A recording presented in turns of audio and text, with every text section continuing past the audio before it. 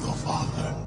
Just to get the Cowboys 2 good games to hopefully understand that they need to go receiver and go high with this next pick. Yeah, yeah. That's really what this is gonna be about. All right, you looking live at Father and Son Cowboys and Sports Talk, joined with B Bird, and we're back with another one. We're gonna talk about we've all had a chance to sit with the Panthers game and kind of just take a step back and look at some things, and so we're gonna also talk about the Commanders today, and so just want to say what's up to everybody. I'll let y'all say what's up to everybody, and then we can get right into it. Is everybody technical difficulties and issues good? You good, B Bird? Yeah, I'm as good as I'm gonna get. Okay, cool. Yeah, and I'm good. With no green screen today, but we'll figure it out later. Yeah. All right, y'all say what's up to everybody, and let's just get right into it. Hey, what's up, people? It's B Bird Cowboy joining you again with Fast Cast, man. Pleasure to be on with these guys, man. Talk a little bit of football and see where we go from here. Appreciate whoever's coming in. If y'all watching later, thank you for that too. Hit the like and subscribe. Go to all our channels, man. And if you're not subscribed, man, you're missing out on a lot. So if y'all would go to our channels, man, and just hit the subscribe button and hit the like button. That's right. Yep. Welcome to the show, and we're just going to talk about a few more things, kind of from the Panthers game, and before we get ready for our Friday OG show. So, yeah, we was talking last night about the comment that Jerry made about Eberflus. So I wanted to get y'all thoughts on that. We kind of knew that we thought Jerry hired Eberflus, but we content creators. We not news reporters and whatnot, so we can't just confirm. But that's kind of like the rumor mill. Mike Fisher and people like that are just saying they think that Jerry hired Eberflus. So we just got to figure out what that means for Shotty, and if they need to make any changes, does he have the authority to do that? So I'll tell you this. If anybody ever listened to me before, over these years, I've been calling into shows. I talk about culture, and when I talk about culture, that's my main thing, right? But it's also structure. Things got to go a certain way. To me, you hire the head coach, and you allow him to hire to fill out his coaching staff. But after the last few head coaches have not been able to do that. We can go to Wade Phillips. I mean, Jason Garrett was hired before him. So what that does is, since Wade Phillips didn't hire him, he's not beholden to Wade Phillips. He's beholden to the person that hired him, the Joneses. And so then you go to Mike McCarthy. Okay. Offensive play caller, offensive coordinator mind guy is not going to hire Kellen Moore. He's not going to want Kellen Moore, a guy he's never coached with or anything like that. So he was placed upon him. And now it looks as though Eberflus was placed upon Shotty. It's just not the structure. I did call Boss's show today. I gave an example, and it's kind of a reach, but I'll tell you what it was. So when my son was coaching Little League, I started coaching him, and I was, just kind of looking at some things, doing some research on it. And they had this guy that was this guru of youth football, and he said, "Hey, if you're a head coach," and I wasn't a head coach, but he said, "If you're a head coach, have your assistant coach be your family members or your friends or somebody like that." And I just thought that was crazy. But what he did, he went to explain. He said the reason why is because those people they're going to be loyal to you beyond football. So they have to see you at events, see you at other things, so they're going to be loyal to you. And he said the other people, if you just get dads on the sideline, they ain't got to be loyal to you. He said so when you lose games, now they're over there having powwows with the parents on what you should have did. Or if you're not there at practice, they're trying to install plays that have been on their mind for a while. And so what I'm trying to say is, really, you should let your head coach in NFL hire his own people. That way they'll be holding to him for the job. And then now it's a cohesion there. But if you bring a guy in from the outside like Jerry did and attach him to this, then, I don't know how much shot he thinks he has over Eberflus. They don't have a relationship like that. And so I just think that Jerry kind of, because I'm going to say this last thing and I'll let y'all go. To me, these teams have always been like Eberflus is our defensive coordinator. Shotty's our offensive coordinator. Head coach is the Joneses. That's how it's Mm. set up. Because nobody ever gives Shotty the business about his defense. Why not? Because they say, oh, your offense is great. But it's no, if you're the head coach, the whole thing is yours. And Yep. so I don't care if you, hey, when Sean Payton was offensive play called New Orleans, that defense didn't play well. That defense is yours. So I just think the structure, the Joneses are getting in the way again, man, and it's kind of kicking our butt. That's before I even get to the on field stuff. Yeah, me too. I feel like that too. And then like I've been saying this whole time, and I'm gonna continue to say this. Hold on, where's the chat? I'm gonna continue to say this. Anything that the Joneses touch is always going to be the downfall of this team. I mean, they just do non-football things each year. Every time that the Cowboys get close by accident, the Joneses come in and they do something to whatever that may be. Like for instance, I can go back year after year after year after year with it. Like so, this past year, uh, Shoddy came in. He hired Clayton Adams, Connor Riley. Uh, they signed George. They traded for George Pickens. They signed Javante Williams, and of course, Shoddy just happens to be. They even said it in the draft. Shoddy was. The reason why they didn't draft a receiver because Shoddy was working behind the scenes, spearheading the George Pickens deal. So we can believe that. And then, they Shoddy went. We was trying to figure out. They keep saying that they're not doing anything in the preseason. None of the veterans are playing, and the preseason we just look like none of the offensive linemen is playing, and none of this is looking like anything. So, boom, here you go, week 6, they're the number one offense in the league. So it's just like what that is that's shoddy. Connor Riley, Clayton Adams, and everything and all the resources that they put onto the offense. Shoddy runs this offense. Shoddy, Dak, and CD run the offense. It's just like 2023. If we say what was the best thing that was going to happen for the offense, what could it be? It could be just like it was in 2023. And what happened in 2023? After the 49ers game, Dak and CD and Shoddy went into Mike McCarthy's office. They had a meeting and they said, we're going to give the reins to Dak and Shoddy. Let's see what they can do. That's what they did. They turned into all pros. So they did that. So it's clear that they are running the offense. They have the best offense in the league. They're scoring the most points, putting up the most yards.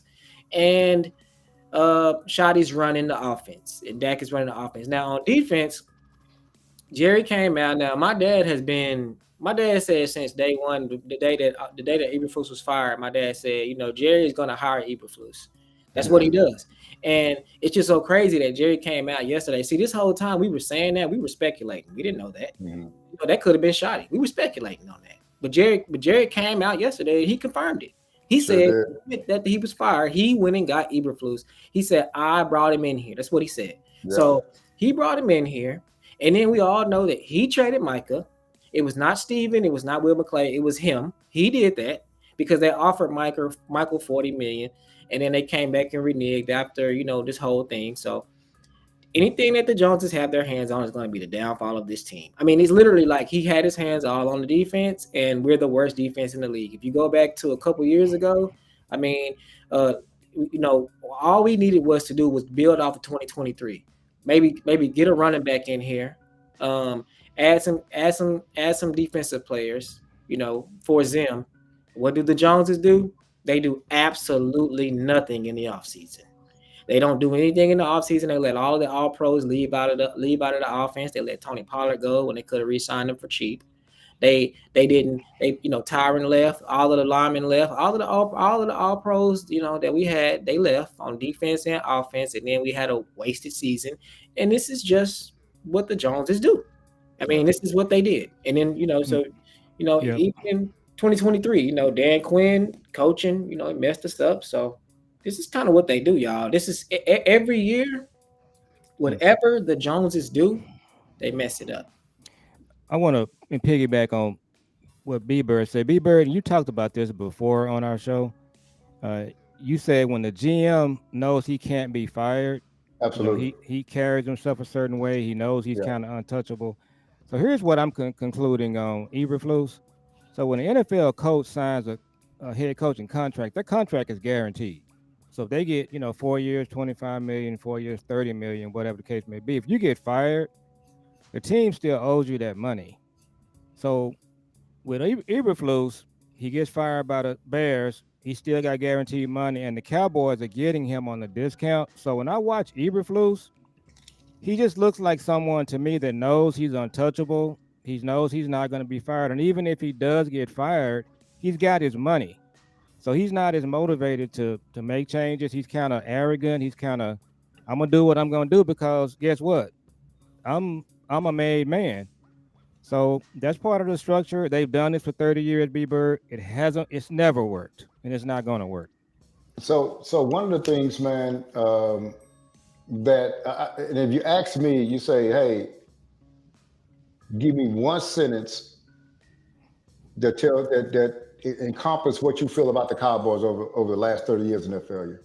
I would say this: they have people in important places that can't lose their jobs. That would be my sentence. So when Jerry says that he waits on the phone to ring to make a deal, because what that does is that gives him more leverage. The guy in San Francisco don't have the privilege of waiting. He has to get a player to make a difference. So he's calling the Raiders. He's calling Cincinnati to see what their defensive ends are. Philadelphia going to pick up the phone. Why? Because they can lose their jobs. And so that's what it is. They're not motivated to do a whole bunch of things because they cannot lose their. They can go get Eberflus. They don't have to go get the best defensive coordinator out there. Why? Because what's the repercussion if he fails? I'm not going to lose my job. So that's, and I'll tell you this too. So when people say that, and I'm gonna go to another subject just real quick. What I talked to Boss about today is I said, man, I'm gonna ask y'all this question. Would you identify our culture as soft or tough? So Oh, it's off, yeah. Why would you go get a player-friendly coach for a soft culture? And I'll tell you, I know the answer to that. The answer to a player-friendly coach, the reason why they got him is because they want somebody that they can kind of push around and tell what to do. Manipulate. Because see, you can't get a Harbaugh or you can't get a Bill Parcells like person or Bill Belichick person in here. You can't even get a Deion Sanders in here and run roughshod over. Deion got too much ego, and them other dudes know how football is run, and so that's why they only had those two Parcells and Jimmy Johnson in these last 35 years to be there. They can't do it, man. That's why they do that. And here's the deal: we're not losing our jobs. The thing is, when I say they need a coach in here that hold players accountable, they may get into the press conference and say, "No, we got to play better up the middle. Like we got Blue out of there. Hey, number 95, Clark, he got to play better. This wasn't one of his better games. We hoping he bounced back. But I think you ought to call players out." The thing is that how do I motivate a player, right? The thing about it is if a guy's making $5 million a year and he's benched and he's not playing anymore, and then we release him in the offseason, he's not making $5 million next year. You're damaged goods.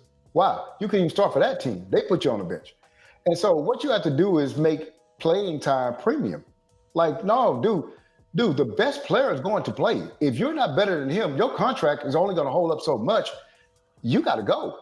And that's how this should be a meritorious league. And I'm not talking about just the players by merit. I'm talking about the front office too. And that's what our issue is. Those guys that's up there playing around because it's a toy. Hey man, look here. It's almost like a video game. If I'm getting blown out, why not just start over and go start over again, right? Other people ain't got to start. They don't get to start over. They got to fight through that stuff. So anyway, that's my diatribe, man. But that's kind of what I'm seeing with them, man. That's been the issue the whole time. Yeah, you're right. You're right. I'm done. And I just want to add to your point. We're in love with Shotty, right? Everybody wants to love Shotty because we're Cowboy fans and we want to see him do good. But the bottom line is, if we just take a step back and we say when they hired Shotty and they hired Eberflus, did they really go? Did they really do a good job, or did they do what they normally do, which is just hire somebody that they can bully around and hire somebody that they know is going to take a cheap that's going to take a cheap contract, somebody that they know that want a job and is going to say, yeah, shoot, I'll take $10 million when everybody else is making 20 and 30. You know, that's what they did, and it just so happened to be that Shotty has a good offense, but that's what they did, and then also, you know, you know, I pay attention to people's behavior a lot. You know, like I like to do the psychology thing. I'm like that. I'm that type of person. So I pay attention to people's mannerisms and their tone of speech and all of this stuff. So what I've noticed with this last year is that Jerry, especially Jerry, all of his answers are like, you know, I've done what I had to do. I'm the best at this. I'm the best. You know, I didn't live my life. I got my skins on the wall. I'm chilling. You know what I'm saying? I got my kids. I got my family. It's just what it is. Like yesterday when they was talking about him to the on the Panthers on 105.3, he was just like, you know, man, my birthday today, man. You know, you know, even though we lost, I still got a lot of reasons to celebrate. And you know, I mean, I'm just, you know, hey, man, you know, I'm a successful mogul, man. You know, I mean, hey, man, we gonna get this thing together. It's gonna come through, y'all. And then, you know, Steven, you know, they straight up telling Steven like, why do you think like this defense is like historically bad? It's just like, so they like, are you gonna change the defensive coordinator or what? I mean, like, what are you gonna do? He's just like, say, guys, we're just working and we're gonna be the best. We're gonna be a great defense at the end of the year. It's just like these guys are just like, this is just a mental exercise for them. They are robots. They don't really have no like. When are we gonna see them get mad? When are we going to see a coach, or when are we going to see because we seen Micah mad before, we seen Dak mad before, we seen CD mad before on the sideline, charging people up and cussing people out. We seen Dak do that. We seen Micah do that for sure. Micah would do it to the coaches. So when are we going to see that? Because like, you know, even Flus is not doing it, you know, and nobody's mad.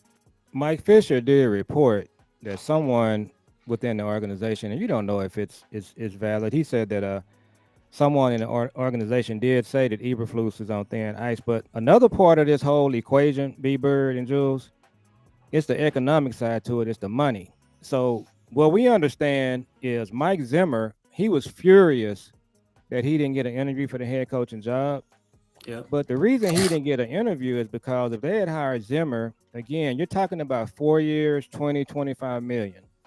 That's why he wasn't interviewed. That's why he wasn't offered the job, because they know economically they can take the cheap way out and hire these guys. And absolutely, that's what they do every time. It's the culture, B Bird, and the money is part of it. They just don't want to pay these guys. So that's part of it as well. And you got to look at it too. Anything that comes out of their pocket, that comes out of their escrow account, they don't want to do it. So if it's like paying major contracts or paying the coaches, they don't want to do that because it affects their bottom line.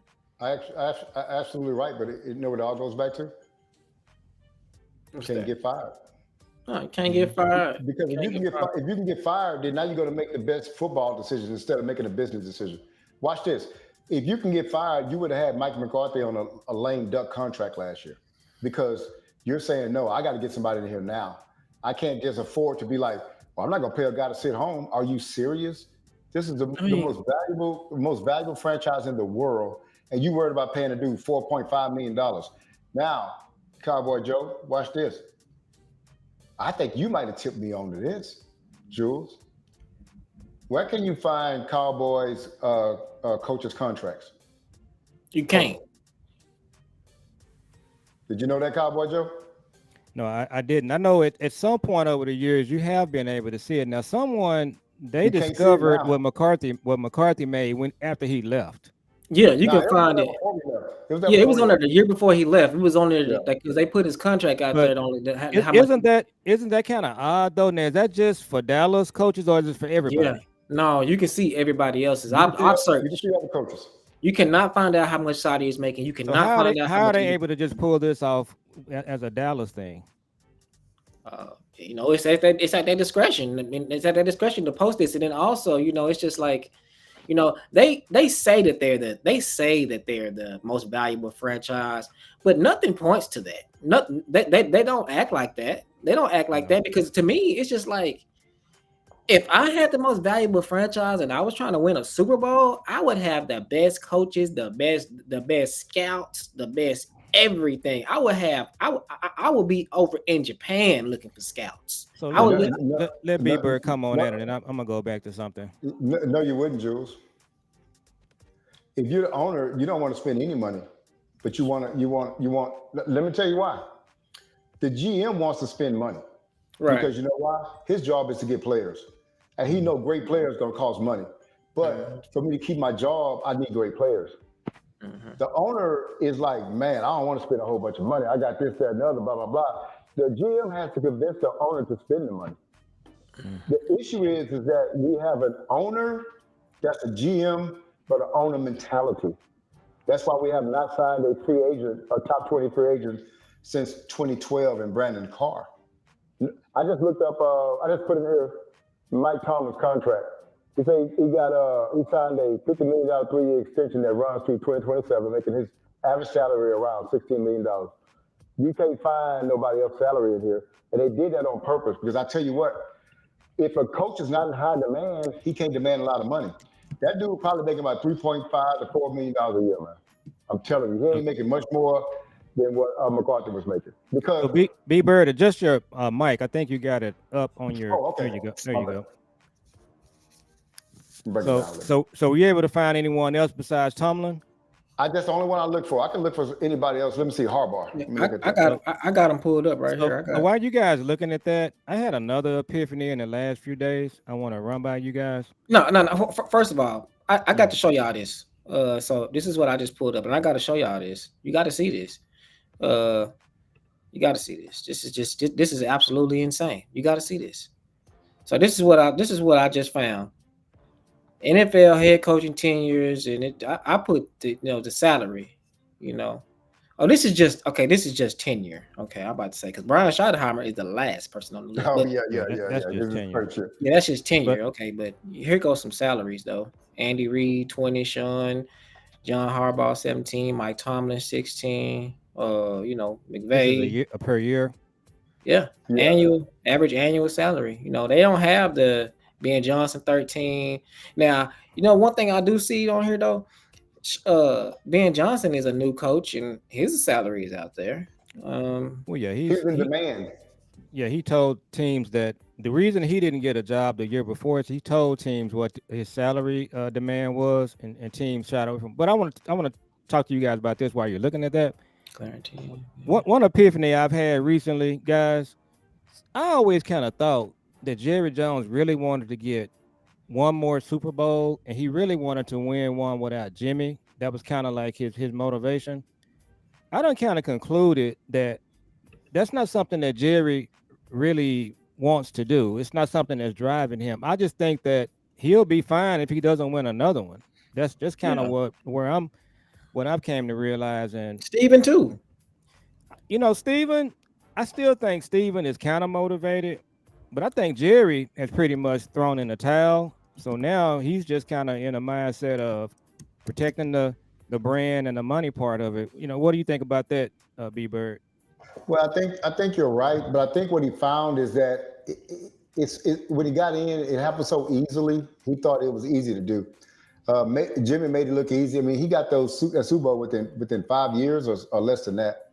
And he thought it was going to be easy to replicate. That's why he said, I can get 500 other guys to come coach his team. Yeah. Over the years, Jerry has realized, man, this is not easy to do. But one thing I can do well is generate money. Hey, let me tell you something. So I don't give him credit for being a good businessman. Can I tell y'all why? Cowboy Joe, in the Tom Landry era, who was the most watched team? Well, it was the Cowboys. See, what he did is he didn't go get the Jacksonville Jaguars and make them the most watched team, or Carolina or somebody like that. He already got the best team, right? The most watched team. He magnified it. It grew as the NFL grew. Now Yeah. it grew bigger because of him, but what I'm trying to say is that I think that's it not, grew bigger because of Tex Ram. Because what Tex Ram is, he's the marketing genius. He's the Well, one that put. well, that was the original. yeah, that was But original. yeah, But it's Jerry took it a step further. like if Disney World fell off and somebody bought Disney World and they brought it back. Dude, ain't like you making Six Flags better than Disney World. That's Disney World. It's still gonna be the best, the most happiest place in the world. So what I'm saying is I don't give him credit for that. But what he found is, hey man, I'm good at generating money, man. That's what I'm good at. I'm good at generating publicity for this team. That's what I'm doing. So I'm going to concentrate on that, and I'm going to keep the salary as low as I can. Is that his Yeah. salary now? Now this is what y'all don't like AI. I love AI because it's always right. It's like I'm 100% I'm right. always telling him I don't like AI, B Bird. This is I don't old know school. why. I'm No, that's it. I got a class right now, and this all we focus on is AI and what it's doing in the industry, and it's right 100% of the time because of the Yeah, way it's structured. It's just right. So it says Brian Schottenheimer, the head coach of the Dallas Cowboys, is reportedly on a 4-year contract worth $4.5 million annually, So what's and the source of this? it's AI. It pulls Oh, it okay. from all over the internet. It pulls it from every source that they could think of, and it so says that. look at comparison. Oh yeah, no. It says that the next question that it says that he is the lowest. So does it? Can you find anything on Eberflus? Uh, Go ahead, no, B Bird. go ahead. No, but that tells you everything right there, man. They got a. Why would the most valuable franchise in the world have the lowest paid coach in the world? It's what we've been talking about. I think we talked about the 30-year drought. There's so many reasons for it. That's one of the issues right there. It's part of it. I mean, does Duke or Alabama, like those kind of teams, do they go and just get any old coach? They don't do No, that. no. And because they're trying to win, man. And then you're the Cowboy, you ought to have the best coaches out there. Now, some coaches aren't going to coach under Jerry. I can tell you Yeah. that. The Harbaughs or Belichick's and all those guys, they're not going to coach under him. Look at this. But You man, asked. Listen, you asked. I didn't mean to interrupt you, B-Bird. no, go ahead. You ask AI why is Schottenheimer's salary lower than other NFL head coaches. This is what AI says. It says this is Schottenheimer's first role as an NFL head coach, blah, blah, blah, blah, blah. Then it says limited leverage in negotiation. Reports indicate Schottenheimer did not have other head coaching offers during the 2025 hiring cycle, limiting his leverage to negotiate a higher salary with the Cowboys. Does that not say everything right there? That's what I'm saying. They Oh, go get now coaches. look, They don't have other options. and and then look at the other point that AI says. Some sources suggest the Cowboys may have prioritized hiring a coach who was a cheaper option compared to other available candidates. This is Okay. what AI says. Okay. Now I'm still not an AI fan, but I understand what you're saying. See what it says about Eberflus. But where I'm going with this, and B Bird, you're already on it, is the top coaches. It's kind of a known thing. They're not interested in coming here, and you just explained the reason why. Now, he actually went outside of his comfort zone. He did it 2 times when he hired Jimmy and when he hired Parcells. Parcells was one of the highest paid coaches at that time, Yeah. and even Parcells, it really wasn't a top of the market contract. It was just something that was moderate and fair for Parcells. But bottom line is, we're seeing money behind all the decisions that they make. We can even Yeah. talk about on the field. Right now, Absolutely. we got issues at linebacker. Well, one of the reasons you got an issue at linebacker is because they had a chance to sign Bobby Wagner twice, Yep. and they Yep. declined both times. Why? They didn't want to pay him. So this is really what's happening with our team across the board. And we were on a show last Friday with Coach Marv, big time show. Coach Marv is talking about safeties, B Bird. We're talking about linebackers now. They have their team structured. They're gonna pay an edge, defensive tackle, offensive tackle. Everybody else, Jeff Heath, whoever you got, we're Yes, fine with that. And they correct. don't they still not smart enough to understand it's not allowing you to build an entire team. They just don't get it. And So this this this is this where we are now. So this would be a reason on why you don't like AI, but this is the reason why you should like AI. This is the reason why you can utilize AI as a source if you know what you're doing. Because look what it says about Matt Eberflus. It says Matt Eberflus is not currently employed by the Dallas Cowboys, who are led by head coach Brian Schottenheimer. But what that tells you, because it says that up here, but then it says down here that he is. So what that tells you is that they are hiding his salary on purpose. He's not even showing up as working for them. It says although Eberflus was the Chicago's head coach from 2022 to 2024, there are no available reports detailing his salary with the Cowboys. Now, can you find his Bears contract, the Yeah, original? yeah, I can find that. So I think we're So, on the right track, B so Bird. one, so one thing too, man. It'll tell me when we start talking about this money and this spending and all this kind of stuff. If they keep all four of their draft picks and use all four of those draft picks, they're doing that for money, man. Because Yeah. you know what they love? They love UDFA's, the draft, Mhm. UDFA's, and UFL football players. They love those guys. And when you Right? do it that way, it's a built-in excuse because you know for a fact that all your draft picks not gonna hit.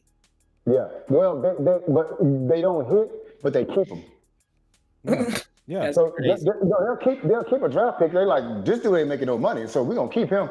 Yeah. What they're trying to do is fill the lowest roster possible with coaches and everything, but still charge.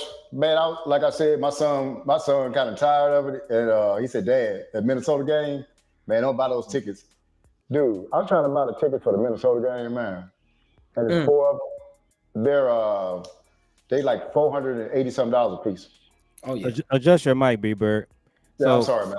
They're like yeah, 400. Can you hear me? Can you hear me now? yeah, Yeah.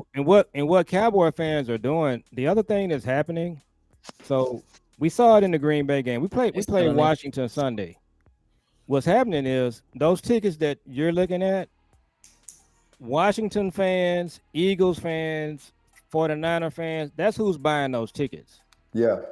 And that's a problem, but it's also a problem that he doesn't care about. He even said on one of his shows, they were talking about the 49ers taking over our stadium. They asked him about it. The owner of the Dallas Cowboys, you playing your chief rival, the 49ers, he actually said he had no problem with 49er fans taking over the stadium. And that tells you what he values, right? Yeah. You know what I said. You know what I've been saying, and it's been just ringing in my head, and it's starting to make sense. It goes right along with that. To me, Jerry Jones doesn't work for the Cowboys. He works for the NFL. That's how he act. He runs this organization like he runs for the like he works for the NFL. Like when it comes to like like when it comes to the penalties that the Cowboys get but other teams don't get, or when it comes to things that like just happen and it be like the Dez catch, or when it comes to things that just happen, Home field advantage. home field advantage, or when it comes like the sun being in their face, it's just like even though he knows that this is affecting his team, he's just like it's an even playing field, guys. Everyone has to deal with it, but it's like, bro, but yeah, but at the same time, it's causing your team to lose, so you should change it. So So what is ego and so like with that light coming in, he'll never change that because to change it means that he was wrong the first time. So he can't go back on that decision, man. That's how narcissists are, man. He's yeah, a narcissistic guy. They just can't go back. They always got to be right because right is more. They rather be right than get it right, right? it's like And so that's just what it is. All those things, man. What we're suffering from is a guy with an ego, and now he's found his play toy. And the thing about it is, man, is that they probably have some out there, but they call them fair weather fans. Nobody could ever call Cowboy fans fair weather like us. We've been in this thing for 30 years, man. We hadn't won anything in 30 years. How can you call us fair weather? But one thing we are, man, We're a passionate fan, and we're not going anywhere. Here's the problem with that. Jerry knows it, right? And so that's why he can field a team out there that's subpar and still charge $400 or $500 per ticket because he knows we're not going to go anywhere. So And he knows the that's just what it 49er is. fans are going to buy the tickets. Let me ask y'all a That's right. question. Let me just ask y'all a question. I'm going to throw this out here. Let's just say that y'all are being competitive in something. Let's just say y'all are on a football team or a management team, or you run a business or whatever, or you got competitors. You just say anything that you're competing in. Are you striving for parity in that?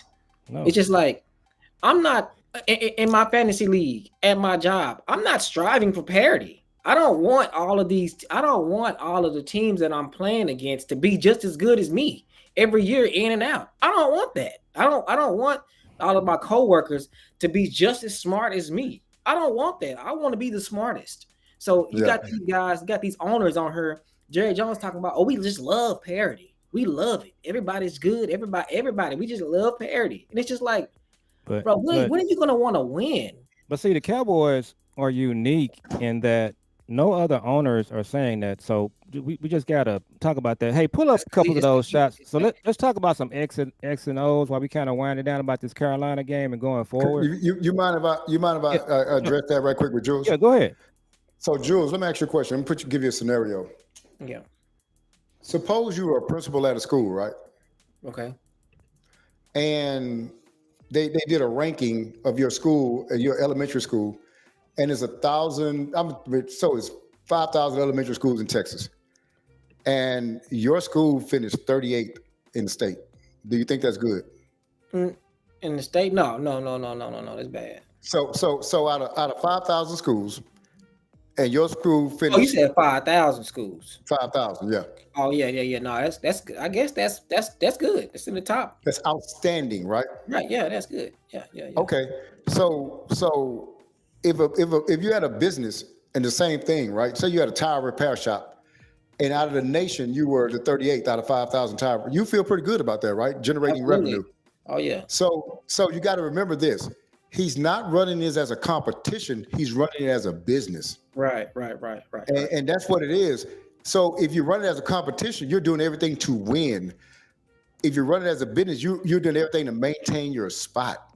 I always ask my dad, why come none of the media just say this? All they got to do is say this. What this question right here, it creates a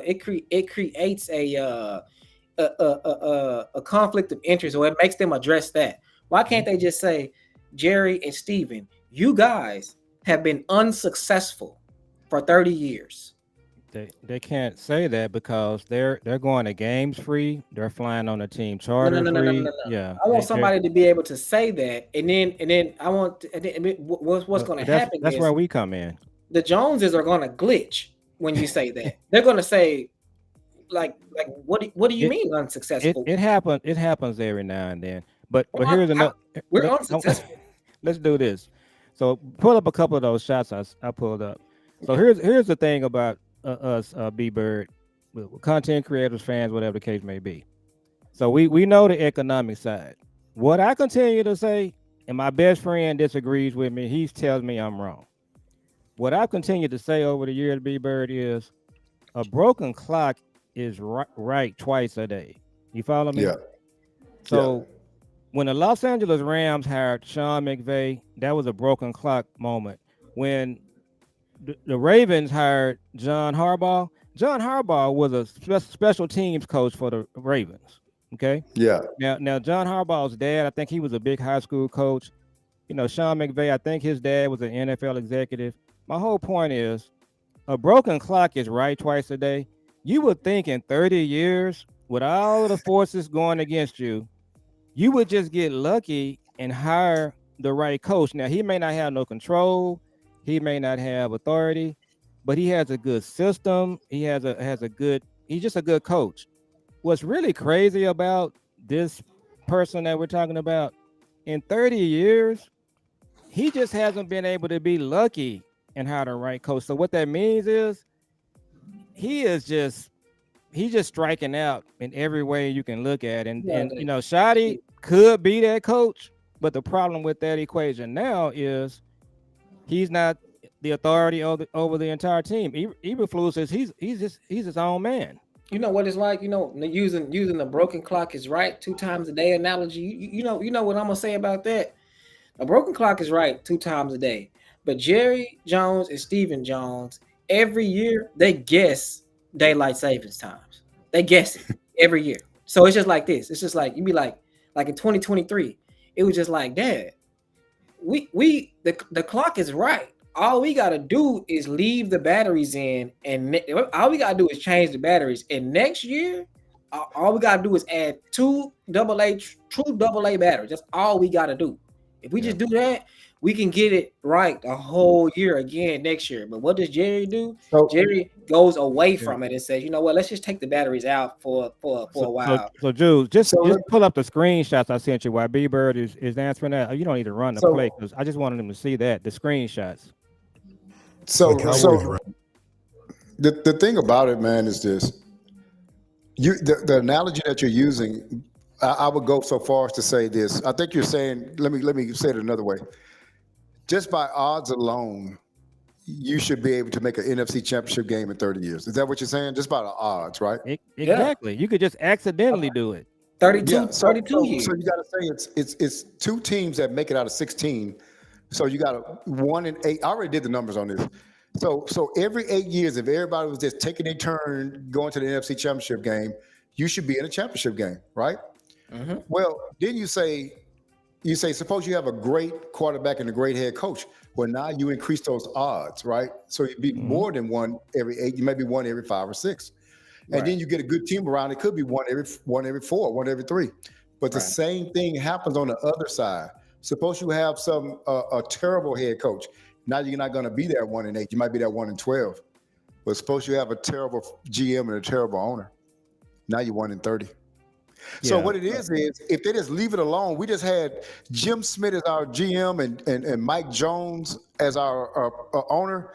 We make the NFC Championship game. But since we have a dysfunctional front office, it throws everything off. That's why, like I tell people all the time, man, if we go to Walmart and go down an aisle with GMs on, just pick one off, and then go to aisle with head coaches and owners and pick one off and go and cash them in and make them an owner, every 8 years we ought to be there. But because somebody told me defense is interesting. Somebody said, can you play the guitar like Jimi Hendrix? And dude said, no, I can't. And he said, but you can mess him up. When he playing the guitar, you can go mess him up. You can throw it off. You can just go there and knock his hands around. He can't play the guitar no more. That's who Jerry and them is. Like, things are good. If they just let things alone, they'll be okay. But they got to go in there and start messing with stuff and mess the whole thing up. They got to go in there and they got to trade Micah, and they got to go in there and they got to hire Eberflus and just mess everything up. Yeah. They were going good. If they just would have let Shotty hire his own person and back away. The first press conference told me everything I need to know, because the one in training camp, because they were the stars of that. Even in a negative vein, they stood out. What you have to do is step back and let somebody else come in, right? And let them do that. I told y'all about that story the other day with my father. But what they have to do is they have to step back and let leadership grow. They don't do that, man. They're overbearing, man. Like, are we going to ever? I didn't mean to interrupt. But are we going to ever see a coach be like, man, we just lost? I don't feel like doing no press conference. I don't want to talk. You might, because I believe right now. So Shotty has waited 20 years to get this job. I don't think he's going to sit back and just take losses because of the defense. But so I wanted to touch on something. So I think looking ahead to Sunday, when you lose games around here, it's impactful to everybody, coaches. So I gotta believe that Shotty, I hope he's gonna just go into the defensive coaches meeting and just tell them, these are some do's and don'ts I want to see. These are some things that I don't want to see any more 3rd and 3s, 3rd and 4s where we got the DBs 10 to 12 yards off the cornerback. Mm-hmm. He's probably gonna tell them too, you gotta put some more pressure on. So we're gonna find out, if he has that minimal authority. But it's going to be interesting to watch on Sunday. Let me tell you. So you got Dan Quinn and them over there. So Shotty, no Dan Quinn, no Shotty. They coached here together. Man, they got embarrassed like that Sunday. They gonna go into Washington. They gonna play the best game they've ever played this whole year. The Shotty gonna be doing stuff like he did against the The Jets. Cowboys are going to play the best game.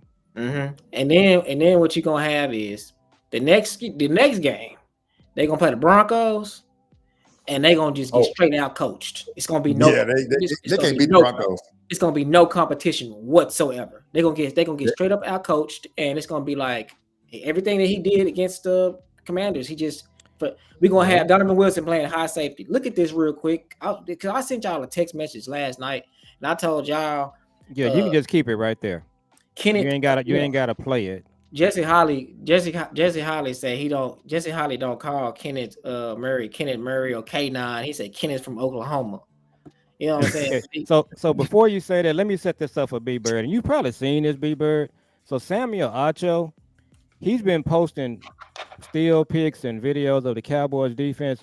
His quote Yeah, on this is he said, "Who called this defense? Who designed this? This is like the dumbest thing he's ever seen." And the answer is your defensive coordinator that was the head coach of the Bears. And so I said all that to say this.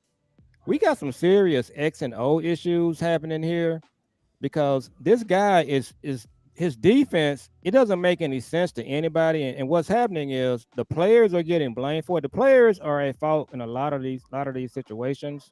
But Why is but what? this guy, this coaching this defense, like I said, he knows he can't be fired. He's got his money. And so one of the problems he had in Chicago, B Bird, the Yeah. reason he was fired in Chicago was he was not a player's coach. The players were asking him to make adjustments. He refused.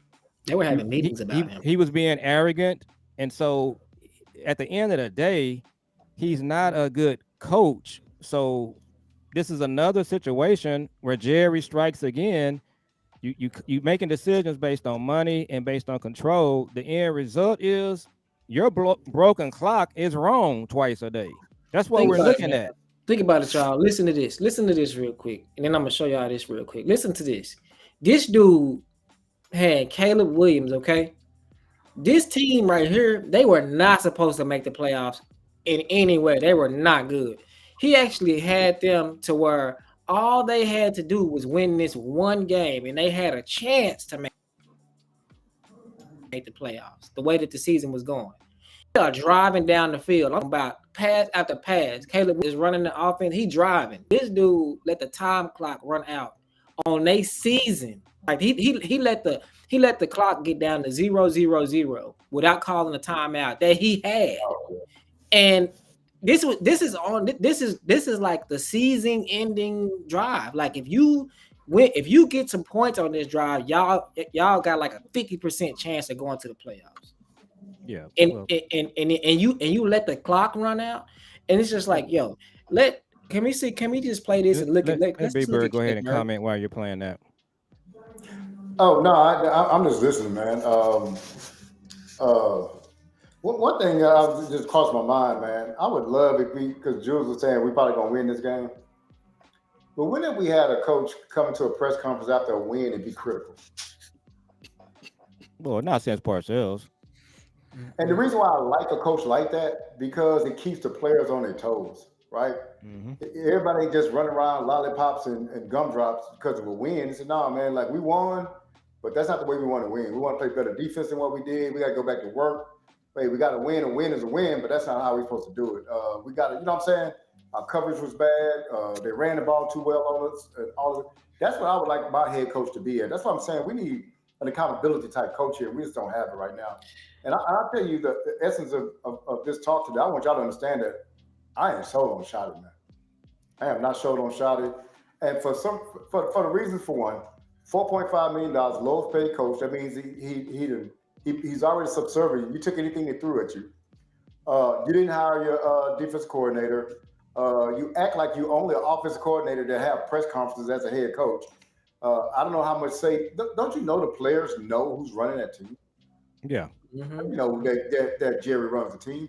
That's why I tell people all the time. Like I said, man, if y'all don't think Jerry and Steven ain't in that room telling them who to play, or not telling them just like you're gonna play this. Like, hey, I sure would like to see such and such get more playing time.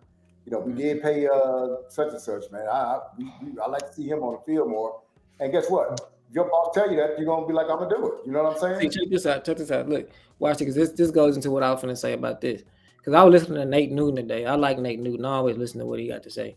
So Nate Newton, he was on today. He was just like, let me ask y'all something. If you run man, let's just say you run man, right? He was just like, can Trayvon Diggs and Bland, how y'all feel about them playing man? Everybody was just like, well, I don't know about Trayvon. It's just like, yeah, okay, that's true. Okay, now what? How you feel about? How you feel about Jack Sanborn, number 18, Kenneth Murray, Leah Fowler? How you feel about them playing man, covering tight end going down the field? Everybody like, no, we can't do that. They like, oh well, how y'all feel about Donovan Wilson and in man coverage? Single high over the top. Be like, no, we definitely can't do that. We're just like, okay, so what? I mean, so. So what? They gonna play man or they gonna play zone? How y'all feel about them playing zone? Can anybody play? No, we've been playing zone and we've been getting. It's just like, okay, so who can the owners come down and say, hey, we paying him, so put him on the field because ain't nobody good at anything. Well, That's funny, though. here's my answer, and we can go ahead and wrap, Jules. I'm gonna say this, and then we'll let B Bird have his final thoughts. Here's what I would say. Okay, so I don't really care what he did in the games up to now. So what he needs to do, and they doing it on the offensive side. On the defensive side, I would just tell him that no matter what, we're gonna compete. We're gonna play physical. We're not giving them anything. So that means that we're gonna blitz. We're gonna play some man. We're gonna play zone. At the end of the day, we just want to come out and be competitive. We want to force the issue. And then after that, if you end up this Sunday with guys 10 to 12 yards off the line of scrimmage, you just got defensive calls that nobody can understand. That's what we're seeing every Sunday. And then the other thing I want to say is that you're just uninspired. Eberflus, he is so uninspiring, and it's affecting the defense. The defense is taking on the personality of the coach because during the game, B-Bird, he just walks around with his clipboard. He don't talk to the players. He might as well just be up in the booth. And so the defensive players, that's what they're playing like. So like my instructions to him is, I'm making $4.5 million a year. I don't really care. This is what I want to do. On Sunday, I need your unit to compete, to force the issue. We're not sitting back. We're not giving them nothing. And then after that, we're gonna just let the chips fall. And that's kind of where I am.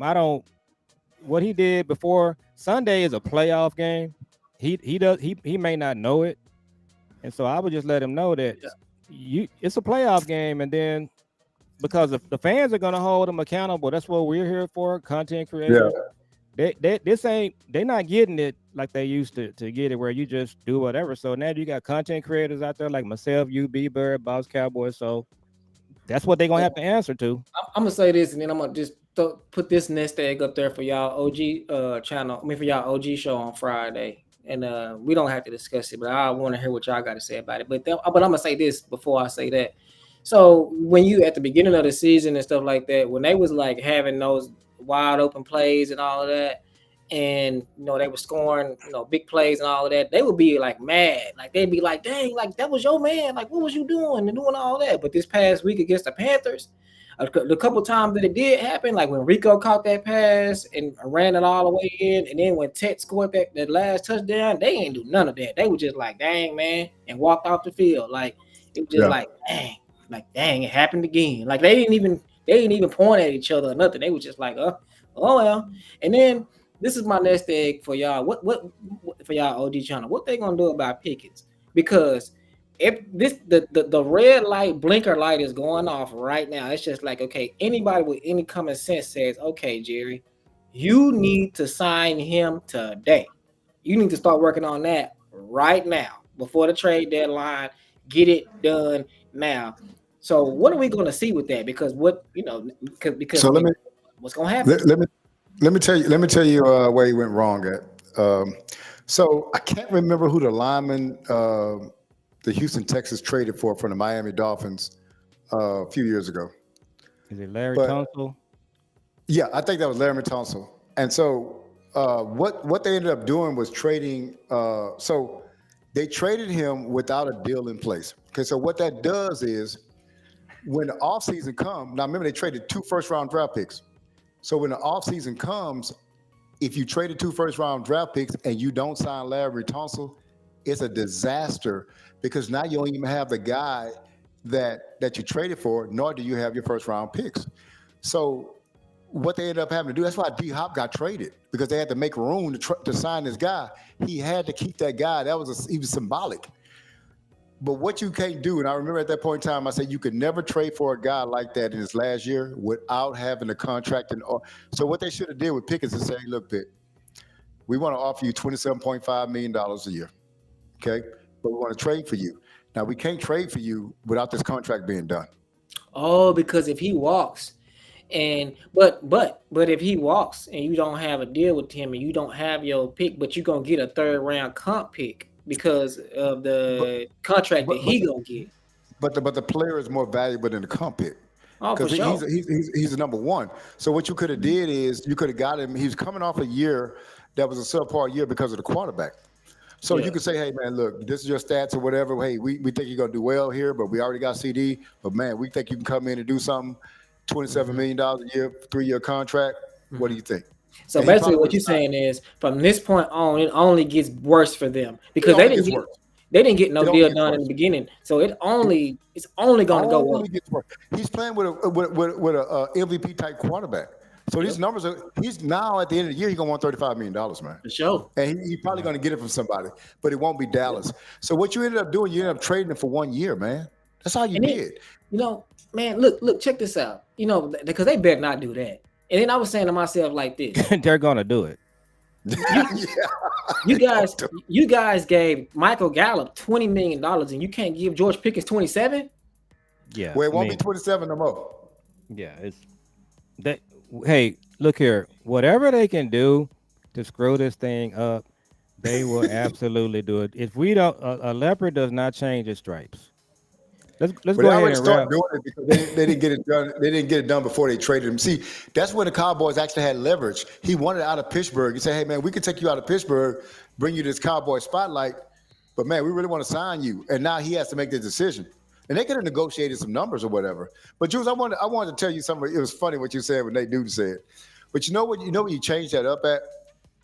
You don't tip off and go zone pretty much 90% of the time and let them know what you're doing. You mix up the coverages from man to zone, and you blitz, and you just be unpredictable.